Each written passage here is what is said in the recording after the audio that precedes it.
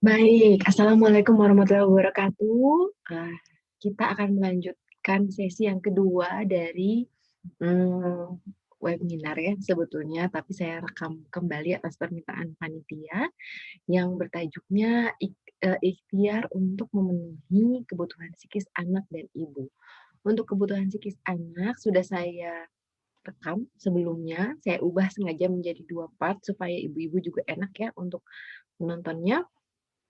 Dan saya mohon maaf ya untuk yang sebelumnya ternyata nggak bisa pakai virtual background untuk acaranya, tapi ya insya Allah yang hari ini untuk part 2-nya bisa gitu. Nah, kita akan masuk ke materi terkait ibu. Nah, ini saya tertarik banget nih kalau soal ini karena saya pun membuat komunitas atau gerakan atau kegiatan yang emang terkait dengan para ibu karena buat saya ibu itu perlu sekali untuk mendapatkan perhatian lebih sebetulnya. Bukan dimanjakan, tapi dikuatkan. Beda ya, dimanjakan sama dikuatkan. Nah, sebentar. Oke.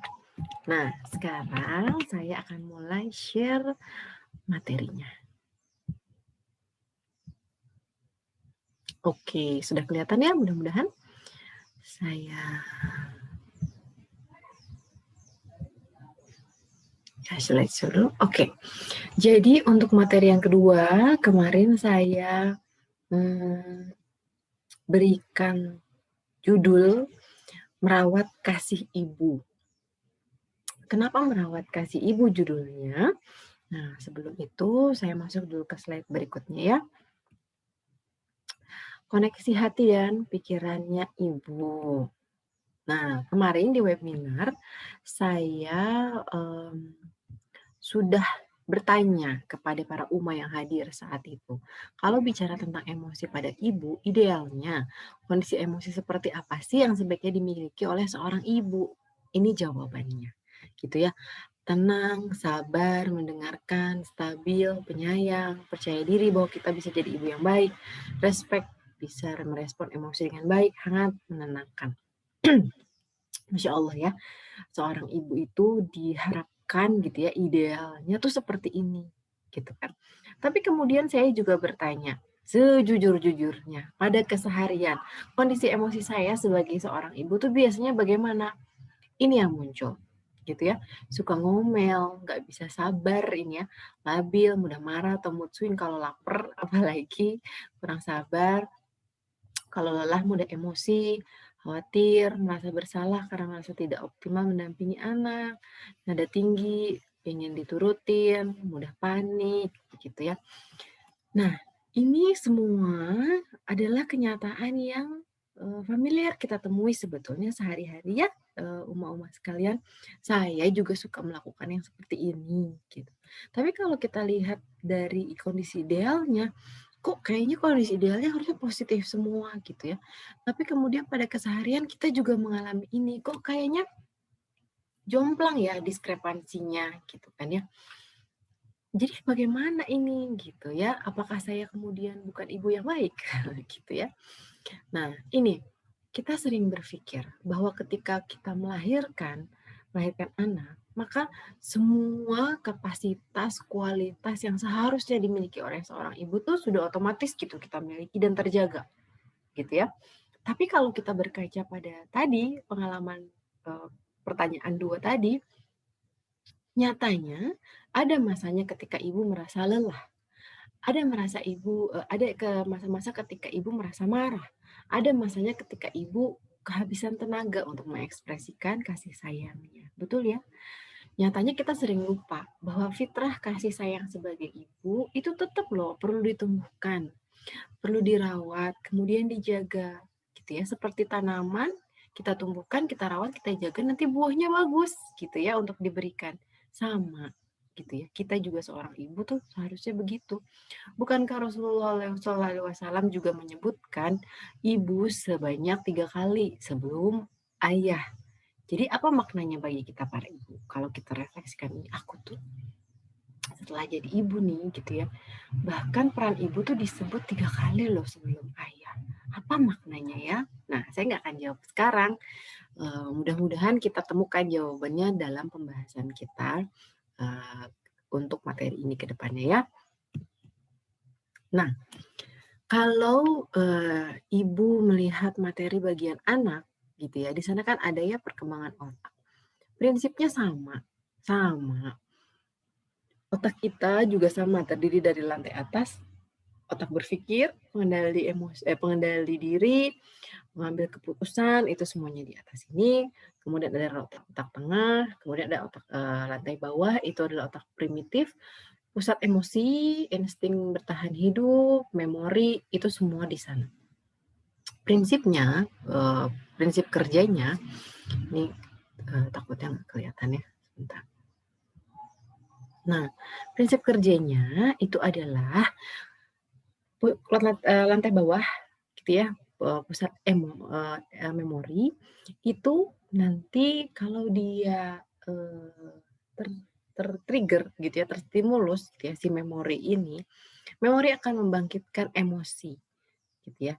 Memori akan membangkitkan emosi di bawah sini, sehingga kemudian muncul perilaku, gitu ya. Misalnya, saya dulu pengalaman anak saya nggak mau makan lama sekali, ternyata dia anemia defisiensi besi.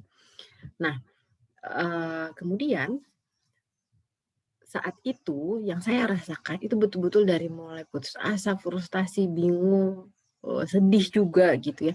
Segala macam itu terasa gitu. Tapi kemudian dia alhamdulillahnya sudah tertangani, kemudian mau makan seperti biasa, tapi beberapa waktu kemudian, kan kalau anak biasa ya kadang-kadang suka ogah-ogahan makannya. Ketika dia tidak mau makan lagi, memori saya tercetus gitu ya. Saya ingat kembali dengan pengalaman anak saya tidak mau makan dalam waktu yang lama, akhirnya emosinya muncul lagi, rasa sedihnya, rasa takut, jadi khawatir, double gitu ya. Emosi yang dari pengalaman masa lalu keluar, emosi untuk menghadapi anak saya saat ini juga keluar. Akhirnya muncul perilakunya itu kurang lebih sama, maksain makan gitu ya, marah, kesal, menangis gitu ya. Padahal sebetulnya nggak mesti seperti itu. Jadi nggak mindful untuk menghadapi anak saya yang saat itu memang nggak mau makan aja, tapi bukan karena masalah yang berkepanjangan seperti sebelumnya. Atau emosi senang gitu ya. Jadi ketika kita ingat-ingat masa-masa dulu kenalan sama suami gitu ya, romantis ya, rasa senangnya muncul lagi sehingga kita senyum-senyum sendiri perilakunya, atau jadi mau romantis juga sama suami perilakunya, itu juga bisa. Kurang lebih mekanismenya tuh seperti ini gitu ya. Nah, kalau emosi memori mencetus emosi kemudian ke perilaku, idealnya pada kita, para ibu orang dewasa, tidak lagi memerlukan koregulasi seperti, anak, gitu ya idealnya. Jadi harusnya otak lantai atas kita ini sudah berkembang dengan matang. Kalau sudah berkembang dengan matang, begitu memori ini terbangkitkan, emosinya terbangkitkan, otak atas meregulasi, gitu ya. Harus nggak ya aku semarah ini, gitu ya, atau harus nggak ya aku sesedih ini, gitu ya. Apa yang harus aku lakukan terkait emosi ini? Otak atasnya harusnya sudah berfungsi maksimal. Namun, ternyata pada kenyataannya yang saya temui, tidak semua orang tumbuh dalam situasi pengasuhan yang ramah emosi, gitu ya. Terutama mungkin di angkatan kita ke atas gitu ya. Karena orang tua kita bukan orang tua yang sudah melek terhadap edukasi kesehatan mental gitu ya, terhadap emosi gitu. Sehingga pengasuhan-pengasuhan yang diberikan biasanya tidak mendalam sampai ke ranah emosinya anak tuh sebetulnya apa yang dia rasakan pada umumnya gitu ya. Mungkin tidak semuanya, ada juga yang memang sudah menerapkan itu, sudah teredukasi, tapi cukup banyak yang belum. Sehingga kita nggak terbiasa, kita mungkin dulunya kalau kita marah, kalau kita sedih, kalau kita kesal, jangan marah, jangan nangis, jangan seperti itu, misalnya Allah nggak suka, atau nggak itu nggak baik gitu ya. Nah, padahal kalau yang namanya emosi itu fitrah ya. Itu fitrah yang diberikan Allah kepada kita. Sehingga ya harusnya diterima gitu ya. Kesadarannya seharusnya diterima. Itu kemudian nanti baru diregulasi. Nah, sehingga kalau nggak tumbuh dalam pengasuhan yang ramah emosi, apa akibatnya? Otak primitifnya, terutama bagian amigdala, di sana pusat emosinya, itu pada dasarnya selalu tegang. gitu ya. Kalau selalu tegang, biasanya jadi reaktif gitu ya ketika ada situasi apa gitu, emosinya dengan cepat keluar gitu ya, karena dia tegang, jadi dia akan selalu reaktif, cepat gitu ya. Otak berpikirnya jadi tumpul gitu, karena emosi yang kita rasakan selalu intens. Kita nggak pernah belajar menenangkan emosi yang ada di bawah sini, gitu. Jadi kalau misalnya saya kebawa emosi gimana, ingat ini prinsip mekanisme otak ini sebetulnya. Nanti kita akan exercise ya di akhir gitu, tapi ya sering disapa, sering ditenangkan gitu ya. Bayangin amigdala tuh sebelah mana, otaknya itu sebelah mana, dia yang perlu ditenangkan gitu. Nah, untuk bisa meregulasi emosi ini yang di sini dengan sehat, idealnya kita punya indikator emosi gitu. Karena dengan kita punya indikator emosi, kita paham gitu, kehadiran emosi kita, tanda-tandanya tuh apa, sehingga nggak perlu nunggu sampai emosinya intens banget, nanti ganggu fungsi otak berpikirnya, nggak bisa mikir jernih, sehingga ya jadinya tidak terkendali gitu ya kita perilakunya, reaksi emosinya gitu. Padahal kalau kita mengenali indikator emosi ini, kita sudah bisa ngasih first aid gitu ya untuk si emosi tersebut sebelum dia terlalu intens, terlalu meledak-ledak. Nah, indikator emosinya apa aja? Ini macam-macam ya. Uma-uma ada macam-macam. Beda emosinya, beda lagi respon di dalam tubuhnya. Sehingga kita harus kenalin, misalnya nih kalau marah nih, kan paling panas itu di tangan ya. Tangan ini di dada sama di kepala. Jadi wajar ya kalau kita lagi marah banget tuh rasanya pengen mukul, pengen lempar barang gitu ya si tangan kita karena energinya kencang banget gitu di sana, harus cepet dikeluarkan gitu. Karena emosi itu kan energi ya, harus dikeluarkan kalau enggak dia nggak nyaman gitu kan. Karena energi itu kan harus terus mengalir. Nanti kalau sedih beda lagi gitu ya. Oke, mengapa ya ibu perlu memiliki, emosi yang sehat? Nah, nih, yang pertama saya jelaskan tentang emosi dulu. Emosi itu emotion, energi dalam motion. Jadi emosi itu energi yang bergerak. Seperti, layaknya hukum kekekalan energi, emosi itu energi yang tidak bisa dihilangkan, tapi bisa diubah bentuknya. Jadi kalau kita punya energi marah yang sangat besar gitu ya, misal katakanlah segini gitu ya, berarti sebetulnya kalau kita bisa mengubah itu jadi energi kasih sayang, kita juga punya kapasitas yang sedemikian besar loh, gitu ya. Hanya kita mau nggak mengubahnya. Si energi itu perlu diubah ya. Jadi misalnya dari energi panas jadi energi listrik gitu kan. Ada dari energi listrik jadi energi panas gitu. Harus tahu kita gimana cara mengubahnya supaya energi marah kita yang segini berubah jadi energi kasih sayang. Nah, emosi itu bisa menular, Uma-Uma, gitu ya. Jadi bisa meradiasi. Jadi kalau misalnya kita emosinya nggak enak, maka kita punya banyak energi yang negatif dalam tubuh kita, itu akan menular ke orang lain. Makanya kalau kita ngelihat orang lain marah, tuh bawaannya kita pengen ikut marah, ya nggak sih? Kebawa juga gitu ya, karena emosi itu sebetulnya menular. Kita punya bagian otak yang namanya mirror neuron. Nah, mirror neuron itu fungsinya kita untuk berempati sama orang lain, merasakan apa yang sebetulnya orang lain juga lagi rasakan. Di situ kita bisa ngelihat, ngecek kalau orang lain marah, kerasa di kita marahnya juga di mirror neuron itu. Nah, pada anak, anak itu ibarat akuarium, kolam ikan, yang filter airnya belum ada. Jadi apapun air yang dimasukkan ke situ, kalau airnya kotor, maka dia akan masuk air kotor ke dalam kolamnya. Gitu ya. Dia nggak bisa. Sedangkan kalau orang dewasa, otak depannya kan sudah matang ya, sehingga kalau ada orang marah, ada orang emosi, kita bisa mikir, kita harus ikut marah nggak ya ini? Kayaknya nggak perlu deh, gitu ya. Kita punya filternya, sehingga kalau yang masuk air kotor kita filter ya ke kolamnya, kita tetap bersih karena kita ada filternya. Kalau anak belum ada, gitu ya, otak atasnya belum berfungsi, sehingga apapun yang kita berikan itu masuk begitu saja, terutama di 0 sampai 7 tahun. Makanya secara fitrahnya, kalau di fitrah based education, di 0 sampai 7 tahun itu anak sebisa mungkin biarkan dia happy, mengeksplorasi, kreatif gitu, supaya yang masuk semua positif, karena dia nggak punya filter. Kalau misalnya dia sudah punya filter, itu sudah kurang lebih di usia tadi ya 6 sampai 11 tahun, 7 tahun. itu diajarin sholat, itu jadi dia semakin kuat filternya gitu. Sehingga hati-hati ya, emosi kita orang tua itu sangat mempengaruhi emosi anak. Jadi kalau ada anak yang tantrum-tantrum, marah-marah nggak jelas, coba cek gitu ya, apakah saya yang sedang tidak nyaman emosinya, saya lagi bete sama pasangan misalnya ya. Nah, mengapa dalam Islam Rasulullah SAW mengajarkan untuk tidak marah lebih dari 3 hari? Ternyata ini Masya Allah ada juga penjelasannya gitu ya. Karena ketika di kajian neuropsychology, kemudian juga transgenerational psychology, disebutkan bahwa ketika kita mengalami, menyimpan emosi yang sangat intens dalam waktu lama, trauma atau luka, itu dia pengalaman itu akan terekam di tubuh kita. Dia akan masuk ke bagian epigenetik, yang itu adanya di RNA, RNA-nya nempel di DNA, kemudian kalau kita punya anak, itu diwariskan. Gitu ya, sehingga anak akan punya pola emosi yang mirip sama kita, pola luka yang mirip sama kita, kecemasan yang mirip sama kita, gitu. Karena itu, gitu ya, kalau secara nature-nya.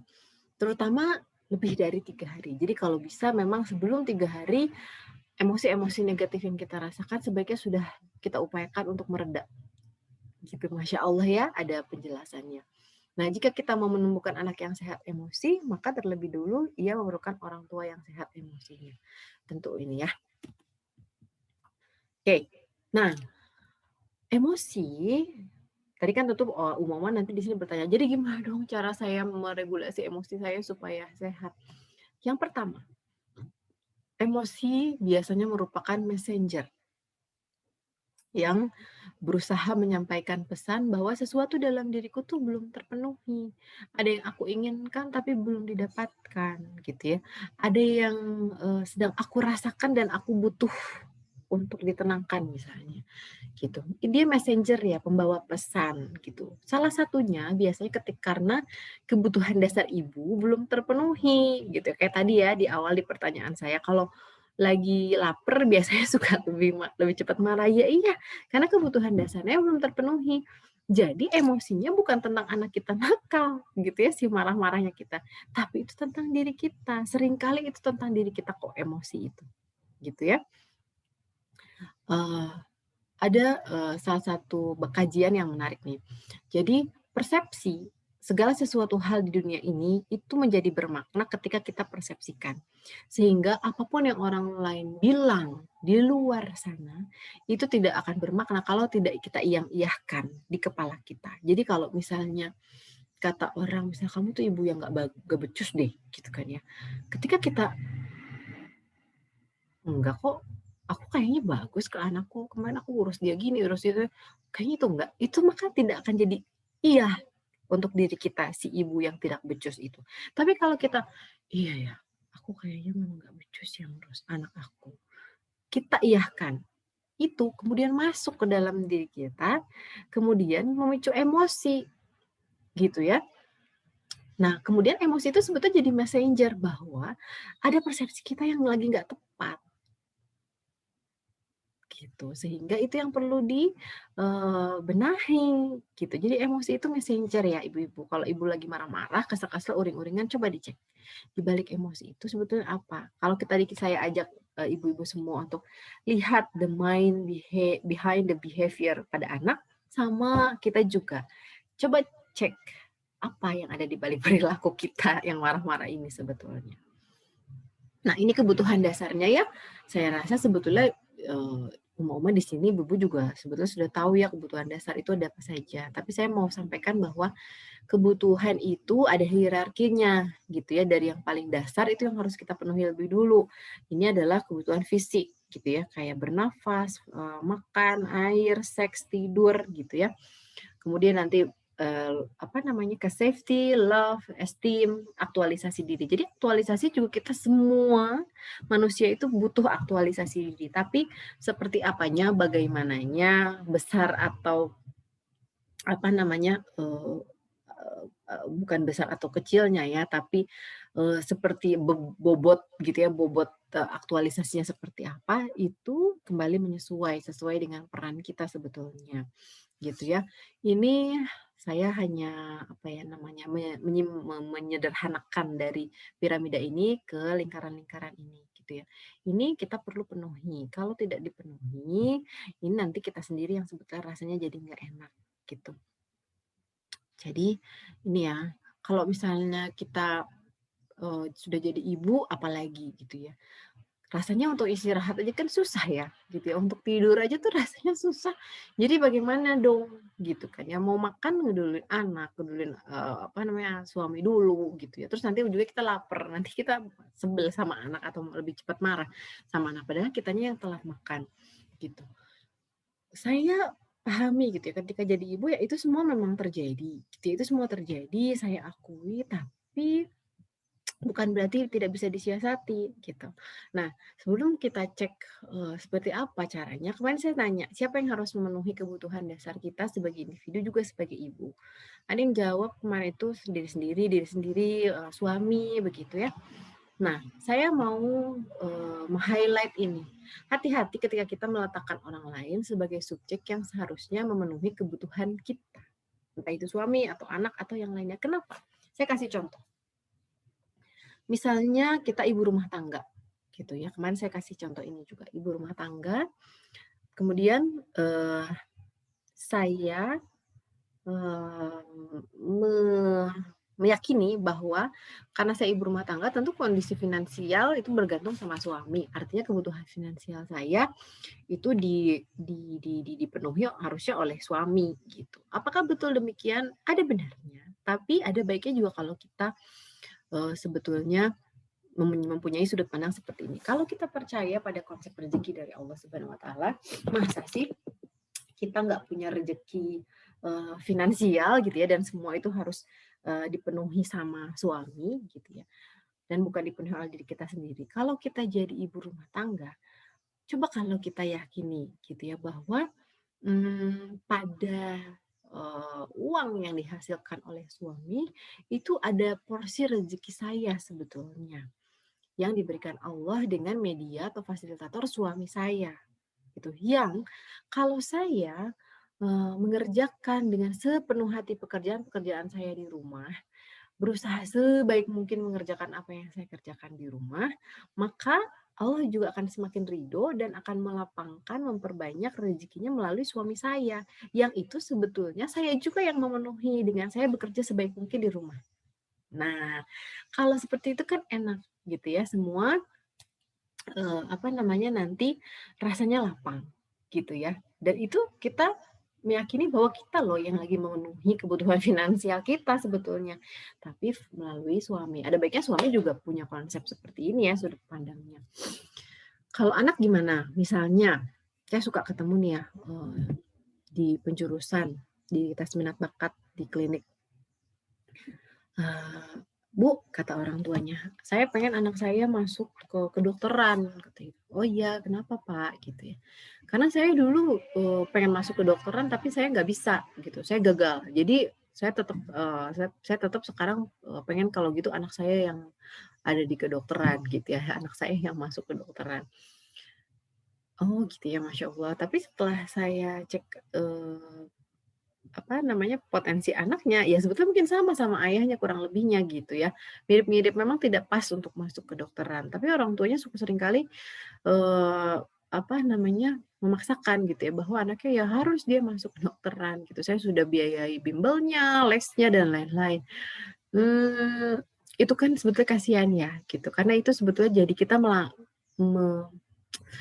apa ya, melanggar atau tidak menerima fitrahnya anak ya. Dia harusnya jadi apa dan sukses di mana, kita paksakan dia untuk memenuhi kebutuhan kita yang padahal itu menyusahkan anak kita gitu ya sebetulnya. Jadi bukan dia yang harusnya memenuhi kebutuhan aktualisasi diri kita sebagai orang tua, bukan anak, bukan. Harusnya kita. Kalau memang kita nggak berhasil di satu bidang, cari bidang yang lain. Kita aktualisasi di sana. Bukan anak yang harus memenuhinya gitu. Karena dia adalah orang yang berbeda sama kita, a different person, dia punya fitrahnya sendiri, dia punya masa depannya sendiri. bukan lahir untuk membahagiakan kita, untuk, memenuhi kebutuhan-kebutuhan kita, bukan ya, Uma ya. Nah, kalau ibu kurang memenuhi kebutuhan dirinya, lalu bagaimana? Ya tentu ya sulit memenuhi kebutuhan orang lain atau anaknya. Burnout fisik dan psikis kepada ibu, ya cepat marah tadi gitu ya, cepat lelah, interaksi sosial juga terganggu, kadang kita malah jadi konflik berkepanjangan sama suami gitu ya, atau sama anak. Tentunya pada kesimpulannya menjadi sulit untuk menjalankan fitrah sebagai ibu. Terus gimana dong cara memenuhi kebutuhan dirinya? Saya yakin kalau ditanya seperti ini ya harus makan teratur gitu ya, ya harus ini. Sudah pada tahu sebetulnya. Jadi saya hanya meng-highlight beberapa hal di sini. Yang pertama bukan menunggu waktu luang, tapi meluangkan waktu, ya mau tidak mau. Di sini sudah ada ya sebetulnya dalam Al-Quran itu sudah banyak anjuran-anjurannya, bimbingan-bimbingannya terhadap kita sebetulnya. Ini hanya salah satu aja yang menekankan bahwa malam itu harusnya kita istirahat gitu ya. Sehingga kita perlu meluangkan waktu malam itu untuk beristirahat. Gimana masih banyak kerjaan gini, oke. Tapi yang paling penting itu kita tidur dengan kualitas yang sangat baik di jam 11 sampai jam 2. Kalau bisa memanfaatkan itu aja kita deep sleep, itu sebetulnya sudah cukup banget gitu ya, sudah cukup banget. Gitu. Tapi kalau saya biasanya gini, kan kalau anak udah tidur itu rasanya kita pengen me time gitu ya, rasanya pengen, nonton dulu lah, nonton drama Korea lah gitu ya, atau main game gitu misalnya.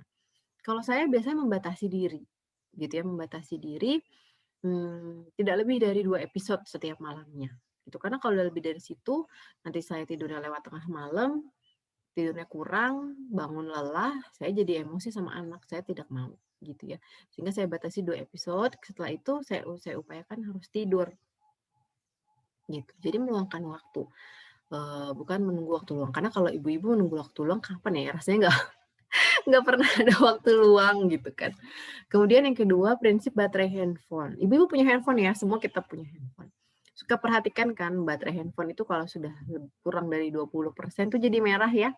Nah, kalau misalnya lihat baterai handphone kita sudah kurang dari 20%, apa yang kita lakukan? Langsung cari-cari charger kan ya, gitu. Langsung, mana charger HP-nya harus segera dicas gitu. Nah, kenapa untuk HP kita bisa se-aware itu, tapi ke badan kita kok udah suka nggak aware ya, gitu ya. Kalau HP mau habis baterai tuh langsung cari charger, tapi kok kalau badan kita udah mau habis baterai nggak cepet dicas gitu. Itu ya, jadi jangan sampai kita memperlakukan HP lebih mulia dibandingkan tubuh kita sendiri, gitu ya. Tubuh kita yang satu-satunya rumah yang sebetulnya kita miliki di dunia ini kan tubuh kita ya. Kalau itu tidak ada, kita juga tidak ada di dunia ini sebetulnya. Sehingga pastikan kita punya indikator. Tadi ya kalau indikator emosi sudah dijelaskan di awal. Kemudian misalnya indikator waktu gitu ya, biasanya kalau saya. Jadi kalau saya udah bangun pagi segala macam dilakukan, saya udah incer biasanya di jam berapa saya udah mulai lelah, berarti itu saya harus jangan melakukan apapun minimal gitu ya, duduk santai, rebahan gitu ya. Atau ya tidur siang nanti sama anak gitu misalnya. Karena di rumah pun saya tidak ada ART sehingga semua dilakukan, ya mau nggak mau capek juga ya, gitu. Saya akui juga itu capek.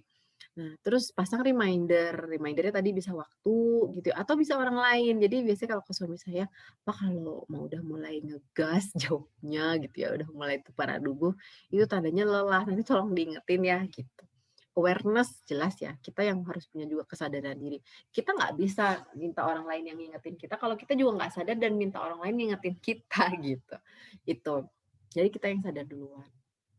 Kemudian manajemen sumber daya ya, kayak tadi ya, manajemen waktu jelas, manajemen tenaga, manajemen anggota keluarga, tolong dilibatkan gitu ya. Toh kita berkeluarga, mengurus rumah, itu ya rumah bareng-bareng gitu ya. Jadi sebisa mungkin adalah yang dibantu-bantu oleh suami, nanti kalau anak sudah bisa ya bisa gitu ya. Kalau saya ke anak saya misalnya, dia sudah main gitu terus berantakan gitu, habis itu mau nonton gitu. Oke, kamu akan dikasih nonton, tapi bersihkan dulu mainannya.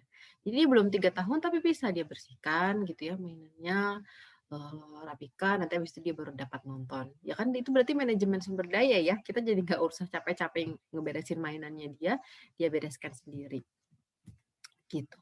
Nah, Catatan yang paling penting sebetulnya ini, me time itu nggak harus wah, tidak harus lama, tidak harus jauh, tidak harus mahal atau mewah. Seringkali kita miskonsepsi ya, me time itu harus yang lama gitu ya, harus yang kemana. Sebetulnya enggak. Kalau kita bisa meluangkan waktu untuk bernafas dengan sangat tenang, sangat penuh bersyukur, dengan niat menenangkan diri 5 menit aja sehari, itu sebenarnya sudah me time. Karena me time itu adalah waktu kita dengan diri kita sendiri. Itu sudah me time sebetulnya.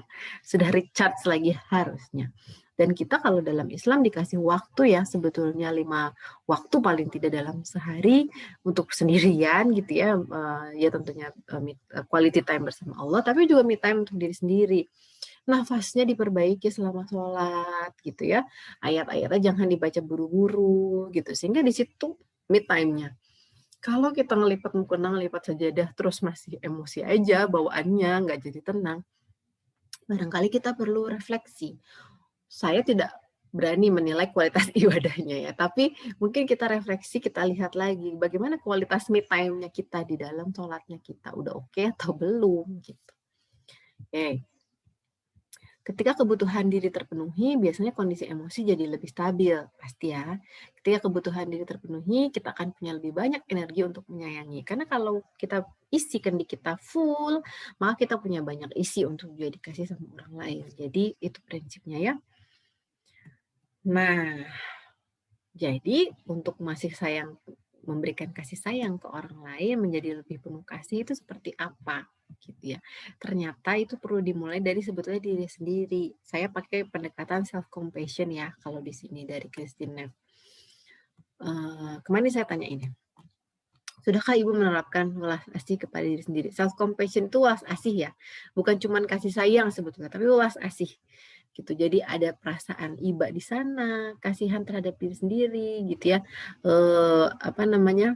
Kemudian nanti masuk menyayangi, mentoleransi gitu ya. Jadi juga cuma sekedar menyayangi aja, bukan sekedar self love, tapi self love tuh ada di bagian dari self compassion. Nah, ini ya, coba kalimat-kalimat ini. Saya bukan ibu yang baik. Seharusnya saya bisa mengendalikan emosi, saya gagal sebagai ibu, semua ini karena kesalahan saya, seandainya saya bisa mencapai lebih baik, dia bisa kenapa saya nggak bisa, seharusnya saya bisa, bla bla bla bla gitu ya. Apakah familiar Uma dengan kalimat ini? Masih familiar ya, sama saya juga familiar kok Uma. Suka ada masa-masa saya juga melakukan ini gitu ya, yang kalau disimpulkan ya menyalahkan, menuntut, merendahkan, membandingkan, mengabaikan. Ini semua salah satu bentuk kita tidak compassion sebetulnya diri sendiri. Tidak ulas asih kepada diri sendiri. Emang apa sih gitu ya? Self compassion itu intinya sebetulnya memberikan dukungan emosional kepada diri sendiri saat mengalami penderitaan. Memberikan kasih sayang terhadap diri sendiri seperti kita memperlakukan orang lain atau sahabat dekat kita. Nah, ada 3 komponen dari self compassion ini. Yang pertama mindfulness. Kalau mindfulness itu kita menyadari, menerima situasi yang sedang kita hadapi gitu ya, tanpa judgment. Gitu ya, tanpa judgment. Jadi kalau mindfulness itu kita, kalau yang tadi itu judgment, kalimat-kalimat yang sebelum ini tuh judgment. Nah, kalau yang ini tanpa judgment dulu. Jadi misalnya gimana? Misalnya kita anak nggak mau makan gitu, atau anak nggak mau nurut gitu misalnya. Aduh, itu kesel banget, anak aku hari ini nggak mau nurut semuanya gitu ya. Ini situasi yang nggak enak banget buat aku. Aku capek banget gitu ya. Itu adalah menyadari, menerima situasi. Tapi bukan pada judgment. Jadi saya tuh nggak baik, saya nggak bisa mengendalikan anak saya. Bukan itu, bukan kompetensi gitu ya. Tapi kita sadari dulu apa yang ada dalam diri kita, yang sedang kita alami.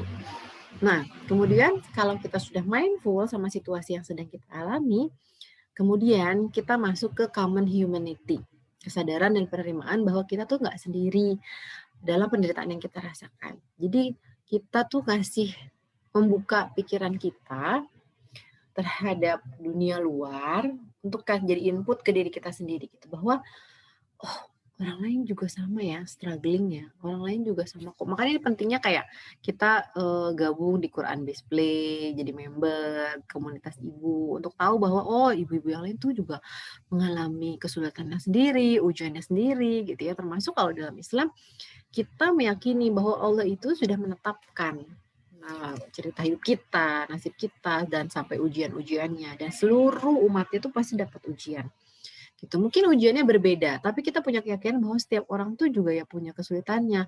Mungkin kita mencoba membandingkan diri kita sama orang di medsos gitu ya.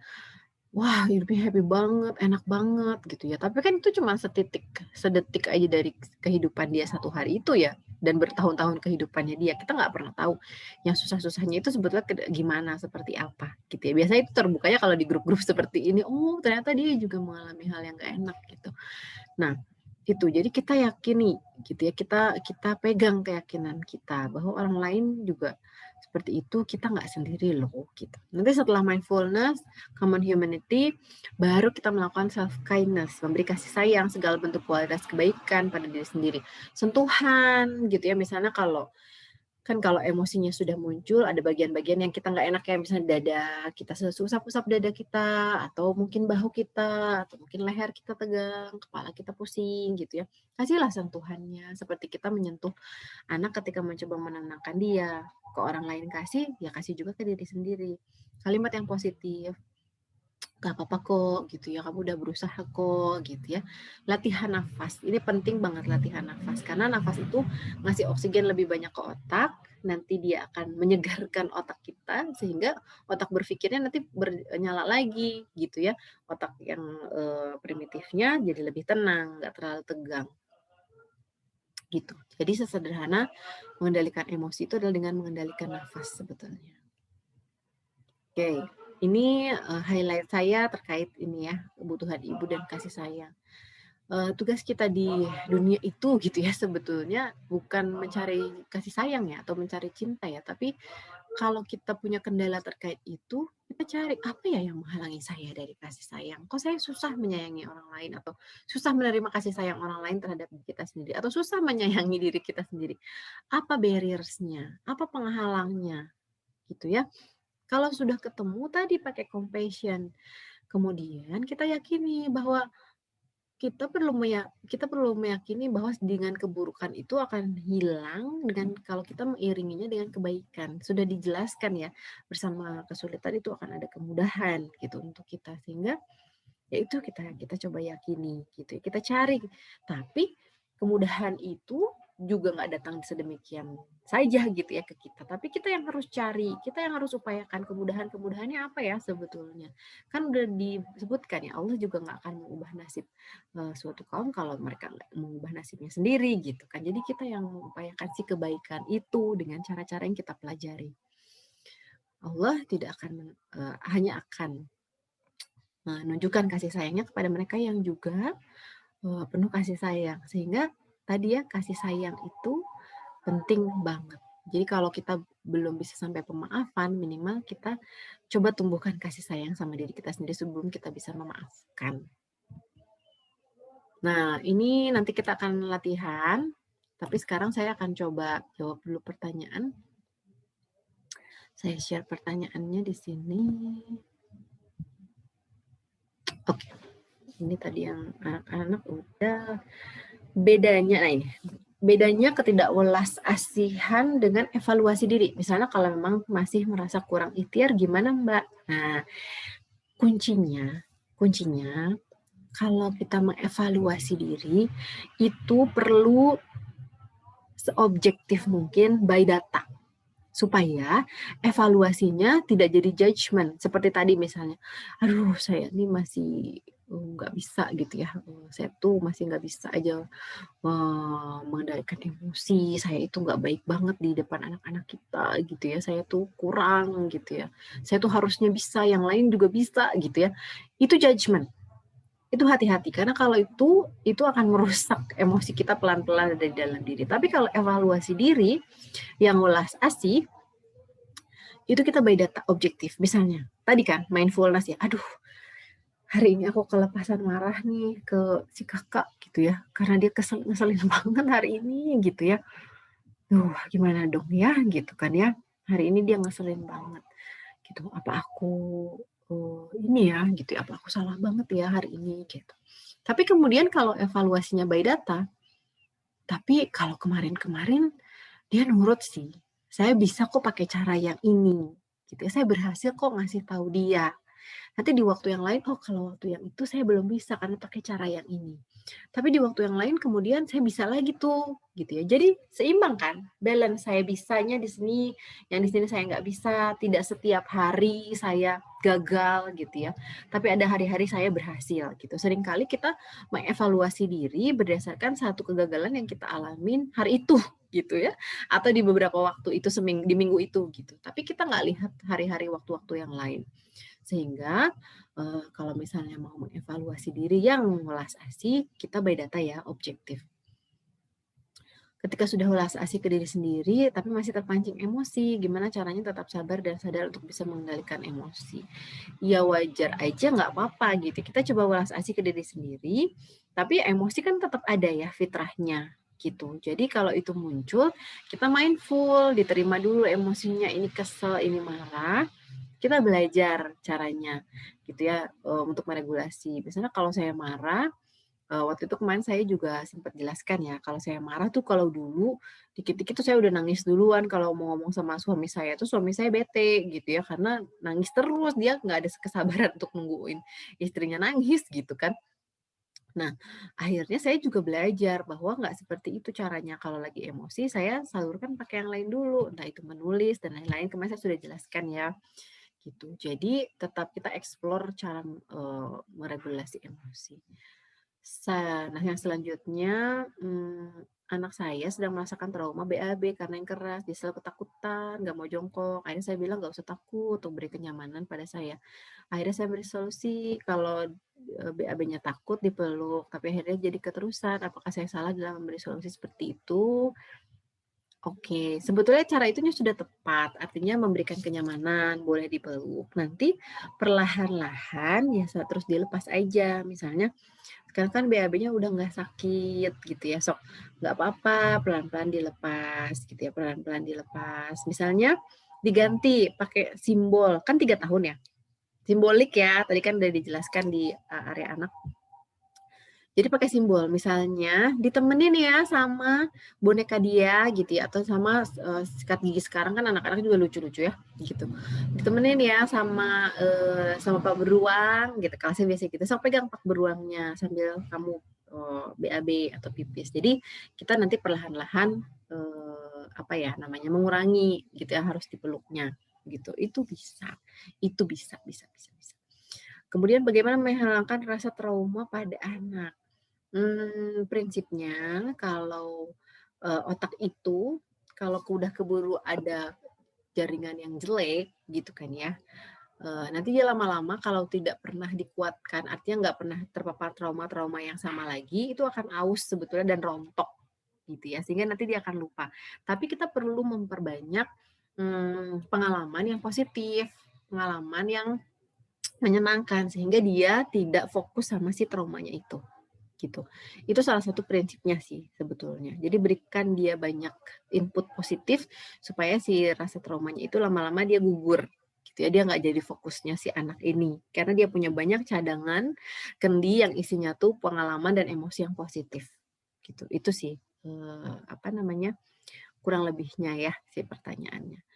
Mbak izin bertanya, jika dalam keadaan tertekan beberapa kali masih terpancing emosi, apa yang saya lakukan kalau sudah terlanjur? Kalau sudah terlanjur, sebetulnya kita tuh jadi manusia biasa aja ya, be human aja ya sebetulnya, gitu. Jadi minta maaf, gitu ya, kalau sudah kelepasan marahin anak, kita minta maaf gitu ya sama anak kita setulus hati beserta upaya untuk mengubahnya. Jangan sampai kita minta maaf tapi besok ulang lagi, minta maaf ya besok ulang lagi, ya itu nanti anaknya jadi, ya gimana ini teh gitu ya, minta maaf tapi mengulangi lagi gitu. Tapi beserta upaya untuk mengubah supaya tidak terjadi lagi yang seintens itu gitu ya.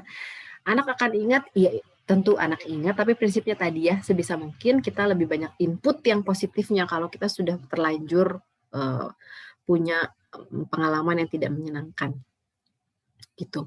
Kapan kita perlu konsultasi dengan profesional? Ketika itu dirasa sudah mengganggu, sulit untuk dikendalikan. Setelah diupayakan tetap sulit, tetap mengganggu, akhirnya anak juga jadi tampak terganggu, suami tampak terganggu, ada baiknya dikonsultasikan aja ke profesional supaya lebih jelas dicek akar masalahnya sebetulnya dari mana. Berapa waktu sebenarnya kita perlu fokus dengan anak? 30-40 menit sehari quality time hanya dengan anak, nggak sambil pegang HP, nggak sambil pegang laptop, nggak sambil ngerjain yang lain. Betul-betul waktunya untuk anak. Itu cukup. Jadi kalau kita bekerja ya, uma-uma di sini mungkin juga ada yang bekerja, paling tidak berikan itu 30-40 menit, itu adalah haknya anak, kita penuhi. Gitu. Izin bertanya lagi, berapa waktu sebenarnya kita fokus? Oh udah, kadang merasa bersalah, kondisi WFH tidak bisa optimal. Ya udah tadi ya, ini sudah dijawab ya. Izin bertanya, kalau kita terpancing emosi terus sempat marah sama anak, terus sekarang anak ngelihat saya sedang emosi terus sempat marah sama anak, terus sekarang kalau anak ngelihat saya sedang emosi, anak nanya dulu ke saya, ibu sedang mana ya? Ibu udah baik lagi, ibu lagi capek ya? Saya jadi takut anak saya trauma. Saya sekarang kalau marah berusaha menenangkan diri, tapi anak saya jadi bertanya-tanya seperti itu, bagaimana ya? Oke, Masya Allah ini anaknya sudah sangat peka ya sebetulnya. Nggak apa-apa, sebetulnya gini, itu bagus untuk kita bangun dan kita latih ke anak. Jadi anak belajar mengkonfirmasi, kamu marah ya? Gitu. Jadi kalau nanti dia berinteraksi sama orang pun, dia terbiasa dengan itu, gitu ya. Nah, supaya anaknya nggak trauma gimana, kasih tahu aja gitu ya, kasih tahu dengan cara yang benar, cara yang baik bahwa iya, mama sedang marah, mama mau minta waktu dulu sebentar ya, gitu. Mama mau coba mengendalikan emosi diri mama sendiri supaya mama nggak usah marah-marah ke kamu, gitu. Itu bisa. Jadi anak belajar bahwa, oh emosi itu tanggung jawab diri kita sendiri bukan tanggung jawab orang lain, gitu. Dia nggak harus apa ya, anak kita nggak harus melakukan sesuatu tidak bertanggung jawab atas emosi yang kita rasakan sebetulnya. Emosi yang kita rasakan tanggung jawab kita. Kita yang harus mengendalikannya, gitu kan. Setelah itu kita baru arahkan anaknya harus bagaimana. Begitu ya, mudah-mudahan terjawab. Alhamdulillahirrahmanirrahim. Untuk materinya selesai, pertanyaannya juga sudah selesai dijawab. Sekarang kita akan masuk ke exercise ya. Self-compassion break practice tadi. Nah, self-compassion break practice ini prinsipnya sebetulnya adalah memberi jeda ya, ngasih me time ke diri sendiri pakai pakai pendekatan self-compassion. Saya minum dulu ya sebentar. Oke, kita akan coba lakukan exercise-nya hari ini.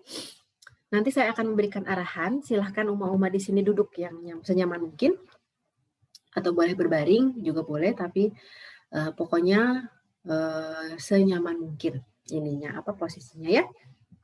Boleh dipejamkan matanya supaya lebih fokus dan juga lebih kondusif untuk mengikuti praktisnya ini.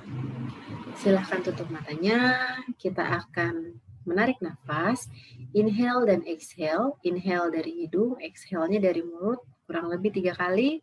Setelah itu kita akan nafas seperti biasa dengan tenang. Oke. Ikuti arahan dari saya. Silahkan inhale dari hidung, exhale dari mulut, inhale dari hidung, exhale dari mulut,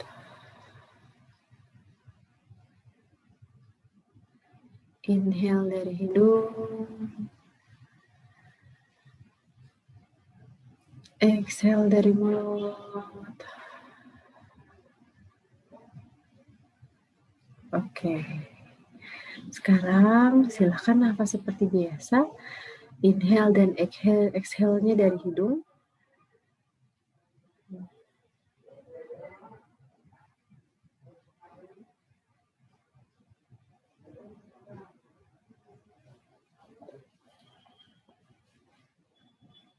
Rasakan ritme yang paling nyaman.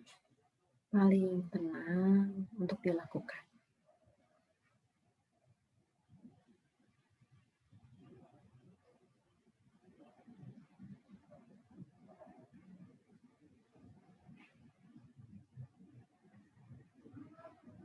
Kemudian, sekarang saya akan mengajak kita semua untuk belajar self-compassion terhadap diri sendiri, berulas asih kepada diri sendiri.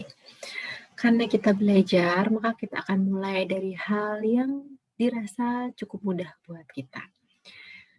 Saya akan meminta ibu-ibu semuanya untuk memilih satu pengalaman, hal yang situasi yang dirasa cukup berat dirasakan saat ini, masalah yang belum terselesaikan, namun rasanya masih ringan sampai sedang gitu ya si bebannya. Tolong tidak memilih yang terlalu berat karena kita dalam rangka latihan sehingga perlu kita memilih yang bobot bebannya, masalahnya yang ringan atau sedang saja supaya kita tidak overwhelm. Kalau kita overwhelm, kita nanti susah untuk latihannya. Silahkan dipilih situasinya, diingat dengan jelas situasinya, mungkin orangnya, kejadiannya, kata-katanya, gitu. Sampai terasa betul. Mungkin juga ada emosi yang terbangkitkan, tidak apa-apa.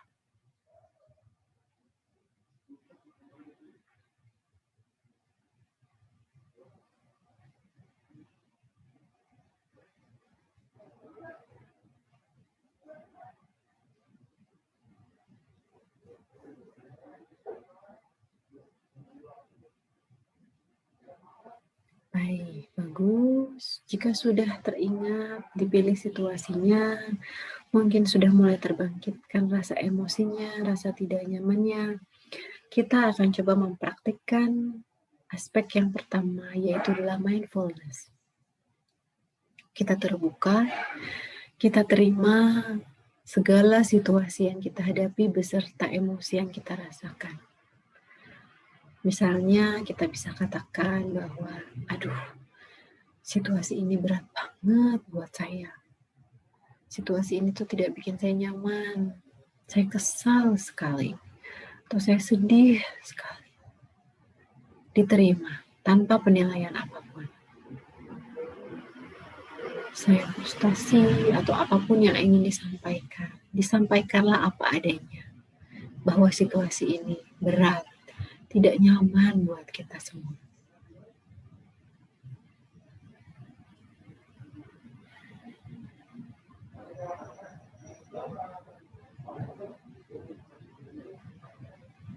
Oke. Setelah itu kita akan coba praktekkan aspek yang kedua, yaitu adalah common humanity. Kita buka pikiran kita untuk diri kita sendiri. Kayaknya orang lain juga ternyata mengalami hal yang sama ya. Gitu ya. Orang lain juga mengalami penderitaan yang sama kok. Punya kesulitan juga kok. Gitu ya. Kita buka pikiran kita bahwa kita nggak sendirian mengalami ini. Bahwa kita tidak sendiri mengalami penderitaan. Sampaikan sama diri sendiri, hey, kamu nggak sendiri.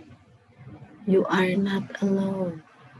Ada banyak ibu-ibu di luar sana yang bersama kita. Kita nggak sendirian. Kita bersama ibu-ibu yang lain yang juga mengalami ujian, yang juga mengalami kesulitan. Ada ibu-ibu yang lain bersama kita. Dan Allah itu memang memberikan ujian kepada orang-orang semuanya, kepada umatnya. Allah ngasih ujian ke semuanya kok, gak cuma ke diri kita sendiri. Sampaikan pada diri kita, you are not alone. Oke, setelah kita lakukan aspek yang kedua, kita buka kesadaran bahwa penderitaan ini tidak kita alami sendiri, kita masuk ke self kindness. Gitu ya, kita masuk ke self kindness, kita berikan kasih sayang terhadap diri kita sendiri. Kalau mungkin tadi selama mengingat situasi, ada tuh bagian tubuh kita yang kerasa nggak nyaman. Katakanlah dada, atau bahu kita, atau leher kita, atau kepala kita. Beri sentuhan yuk ke diri kita sendiri. Diusap mungkin, kasih sentuhan ke dadanya kalau itu dada yang merasa tidak nyaman. Kita usap, mungkin kita tepuk bahu kita, gitu ya, kasih pijatan yang ringan, gitu, kasih pijatan yang lembut, gitu ya.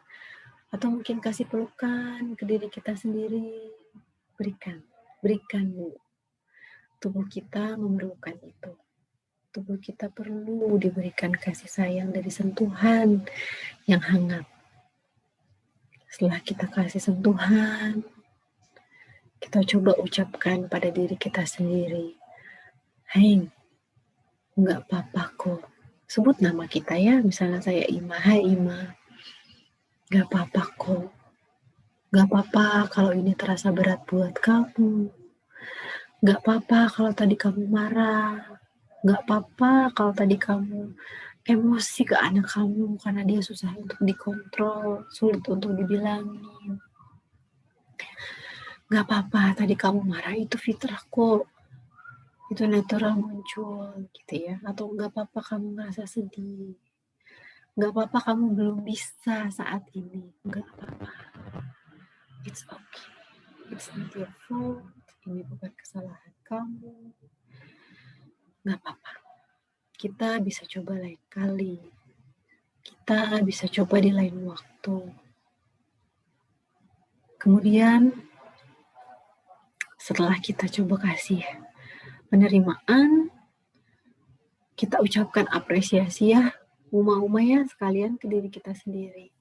Hai diriku, terima kasih. Terima kasih karena sampai hari ini kamu mau bertahan. Terima kasih karena kamu sudah berusaha. Terima kasih karena kamu sudah berjuang. Terima kasih karena kamu bertahan melalui segala kesulitan yang kamu lalui sampai hari ini. Terima kasih ya. Sampaikan pada diri kita sendiri bahwa dia nggak sendiri. Kita bilang bahwa kita yang nemenin dia. Hai diriku, tenang aja, aku ada di sini. Aku nggak akan kemana-mana. Kamu nggak sendiri. Ada aku yang nemenin. Aku mau nemenin kamu sampai penderitaan ini berlalu. Aku mau nemenin kamu sampai kesulitan ini berakhir. Aku ada buat kamu. Kemudian di titik ini kita bisa ucapkan juga terima kasih pada Allah ya. Ya Allah terima kasih. Terima kasih karena Engkau memberikan kekuatan padaku sampai hari ini. Ya Allah, terima kasih karena sampai hari ini aku masih bertahan, bernafas, masih hidup, masih bisa melakukan aktivitas. Ya Allah, terima kasih atas karunia-Mu. Terima kasih atas petunjuk-Mu. Mulai hari ini, aku akan coba refleksi. Tidak apa-apa aku melakukan kesalahan hari ini. Besok aku akan coba perbaiki. Aku akan coba upayakan apa yang harus aku lakukan. Tapi hari ini, aku akan menerima diriku, bersyukur atas apa yang sudah aku lakukan dan miliki sampai hari ini. Kemudian, boleh dimasukkan doa untuk diri sendiri, bacakan Al-Fatihah. Kalau selama ini kita bacakan mungkin dalam sholat untuk anak kita, suami, keluarga, sekarang kita baca untuk diri kita sendiri. Gitu ya. Menekankan Ar-Rahmanir-Rahim, Allah yang Maha Pengasih dan Penyayang, itu ada. Kekuatan itu ada dalam surat Al-Fatihah. Kita bisa baca untuk diri kita sendiri ya. Silakan.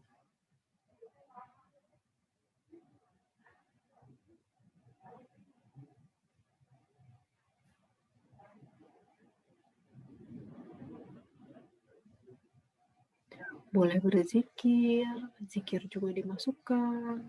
gitu ya. Lakukan apapun yang membuat Uma di sini merasa nyaman. Ini kan me time-nya kita ya. Kita lagi me time sekarang, gitu ya.